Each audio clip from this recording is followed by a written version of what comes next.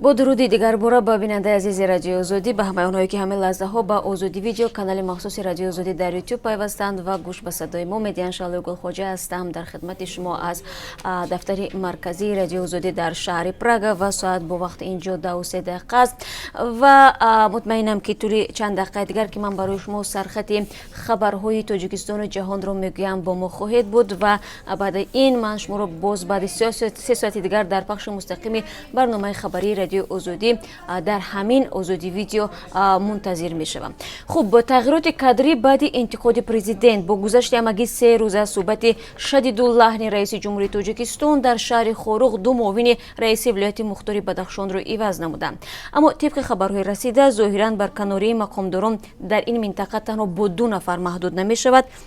انتظار می رود که یک زمره کارمندان مقامات قدرتی نیز در این ولایت از کار آزاد شوند. ما تا شروع برنامه خبری کوشش میکنیم هر تفصیلات نوی که شد برایتان حتما برسانیم. ضمناً امام علی رحمان روز 15 سپتامبر در ملاقات با فعالان ولایت مختار بدخشان در شهر خوروغ از وضع ترتیبات در این شهر انتقاد کرد.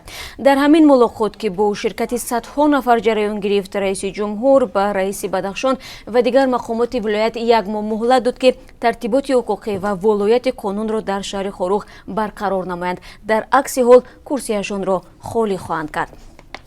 جزئیات نو از محکمه دادگاهی رئیس شرکت امید 88 روز گذشته دادگاه عالی کشور رجب علی اودینایف را به 24 سال زندان حکم نمود. او از روی 8 ماده کدکس جنایی گناهکار دانسته شد، ولی طور معلوم گشت رهبر شرکت امید 88 تنها از روی 1 ماده خود را واقعا عیبدار دانسته است. از روی کدام گناه ما بعد 3 ساعت در برنامه خبری به شما معلومات خواهیم داد. تنها همین را میگم که امید 88 یکی از 3 شرکت عمده تامین کننده سوزشواری در بازار تاجیکستان بود که با گازپروم روسیه و شرکت خصوصی فراز در رقابت قرار داشت. او را بعد آن دستگیر کردند که امام علی رحمان رئیس جمهوری تاجیکستان در یک نشست وزارت مالیه را تنقید کرد و به شرکت امید 88 قرض دادنش را تنقید کرد و این قرض را گفت که تاکنون این شرکت امید 88 برنگردانده است.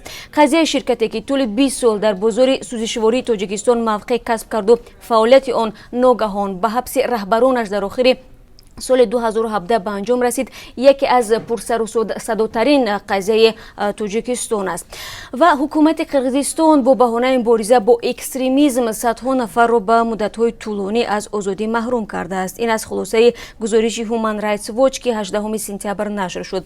این سازمان معتبر دیدبان حقوق بشر میگوید تنها برای داشتن نوار ویدیو و مقاله و کتاب‌های ممنوع از 3 تا 10 سال یک نفر بازداشت شده را زندانی میکنند، حتی اگر این شخص این کتاب‌ها را تقسیم نکرده باشد. در این موضوع هم ما با شما بیننده عزیز مفصل صحبت خواهیم کرد. مسلمانان امریکا توسط هنرنمایی و موسیقی میخواهند نشان بدهند که آنها نیز عضو همایش یافته ایالات متحده هستند. بعد حادثه 11 سپتامبر در نسبت مسلمانان در این کشور نظرهای منفی پیدا شد. اکنون مسلمانان تلاش دارند که این اندیشه ها را به سمت مثبت تغییر بدهند. در این باره ما یک گزارش داریم که بعد از 3 ساعت دیگر اگر ما رو تماشا کنید حتما خواهید دید. و بیکاری و فشار روانی به معتادی میبرد. به هر حال چنین میگند آنهایی که به بطلاق نشأه‌مندی در تاجیکستان غوطیدند.